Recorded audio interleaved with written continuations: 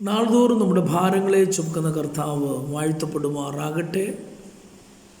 എല്ലാ പ്രിയപ്പെട്ടവർക്കും സ്നേഹവന്ദനം. ഇത് പ്രഭാത സന്ദേശം. ദൈവമെന്നത്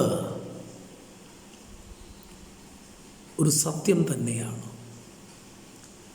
ദൈവമുണ്ടോ ഇല്ലയോ എന്ന് ഇനിയും തെളിയിക്കേണ്ട ഒരാവശ്യകതയില്ല.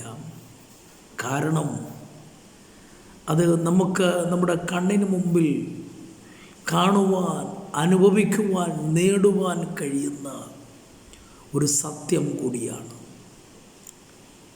അതെങ്ങനെ നമുക്ക് പറയാൻ കഴിയുമെന്ന് ചോദിച്ചാൽ, ദാവീദ് അതിന് ഇങ്ങനെ ഉത്തരം പറയുന്നുണ്ട്.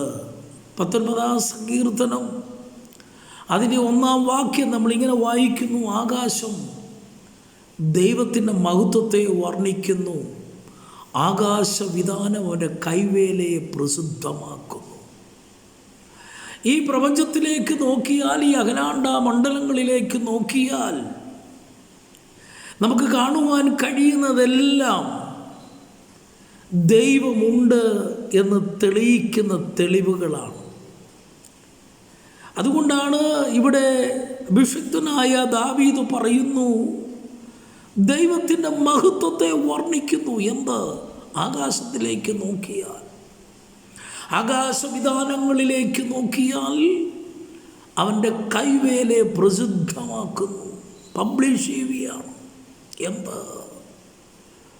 ദൈവത്തിൻ്റെ കൈവേല, അവൻ്റെ സൃഷ്ടി, അവൻ്റെ സൃഷ്ടി വൈഭവം, ദൈവത്തിൻ്റെ പരിജ്ഞാനം, ദൈവത്തിൻ്റെ ശക്തി, ആ ദൈവത്തിൻ്റെ സ്നേഹം, ദൈവത്തിൻ്റെ പദ്ധതിയൊക്കെ പ്രസിദ്ധമാക്കുന്നു. എന്ത്? ഈ പ്രപഞ്ചത്തിലേക്കൊന്ന് നോക്കിയാൽ നമുക്ക് പഠിക്കുവാൻ കഴിയുന്നു.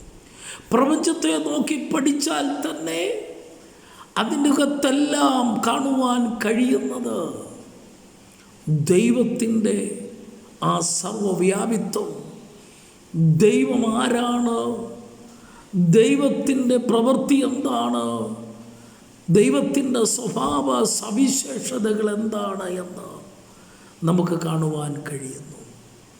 അങ്ങനെയെങ്കിൽ ഈ ഭൂമണ്ഡലം മുഴുവനും, ആകാശം, ഭൂമി, സമുദ്രങ്ങളെല്ലാം ഒരു സത്യം വിളിച്ചു പറയുന്നു: ഞങ്ങൾക്കൊരുവനുണ്ട്, ഞങ്ങൾക്കൊരു ദൈവമുണ്ട്, ഞങ്ങൾക്കൊരുവനുണ്ട്, ഞങ്ങൾ ആശ്രയിക്കുന്ന, ഞങ്ങൾക്കൊരു സൃഷ്ടാവുണ്ട് എന്ന് ഈ പ്രപഞ്ചം മുഴുവനും വിളിച്ചു പറയുമ്പോൾ, ദൈവത്തിൻ്റെ സ്വന്തം സ്വരൂപത്തിലും സാദൃശ്യത്തിലും സൃഷ്ടിച്ചതായ മനുഷ്യന് എത്രത്തോളം ഈ പ്രപഞ്ചത്തിൽ കാണുന്ന സൃഷ്ടികളിലേക്ക് നോക്കിയാൽ അവർ പറയുന്നു, ഞങ്ങൾക്കൊരു സൃഷ്ടാവുണ്ട്. എന്നാൽ ദൈവം സ്നേഹിച്ച് ദൈവത്തിൻ്റെ പ്രോഗ്രാം വെളിപ്പെടുത്തുവാൻ, ദൈവത്തെ വെളിപ്പെടുത്തുവാൻ സൃഷ്ടിച്ചതായ മനുഷ്യർ എത്രത്തോളം ദൈവത്തോടടുത്ത് നിൽക്കുന്നുവോ എന്നത് നമ്മോട് തന്നെ ചോദിക്കേണ്ട ചോദ്യമാണ്.